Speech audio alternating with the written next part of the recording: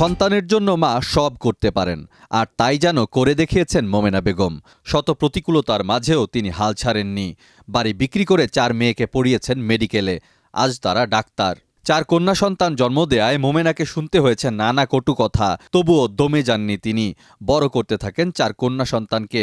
এর মধ্যেই হঠাৎ চাকরি চলে যায় স্বামীর। এ সময় সন্তানদের পড়ালেখার খরচ, শ্বশুর শাশুড়ির জন্য বাড়িতে টাকা পাঠানো, সব মিলিয়ে জীবন কঠিন হয়ে পড়ে। ফলে বাধ্য হয়ে হালিশহরে থাকা বাড়িটি বিক্রি করে দেন মোমেনা। চলতে থাকে 4 কন্যার উচ্চ মাধ্যমিক জীবন। কষ্টের ফল বৃথা যায়নি মোমেনার।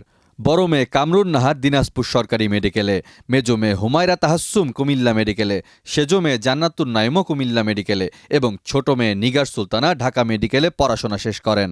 4 মেয়ের একজনের বিসিএস স্বাস্থ্য ক্যাডারে পোস্টিং হয়েছে সন্দ্বীপে। অথচ মোমেনাকে শুনতে হতো মেয়েরা পড়াশোনা করে কি করতে পারবে। মোমেনা তার মেয়েদের দিয়েই করে দেখিয়েছেন শত বাধা ও প্রতিকূল অবস্থায়ও হাল ধরে কি করে সমুদ্র জয় করতে হয়। ডেস্ক রিপোর্ট, দেশ রূপান্তর।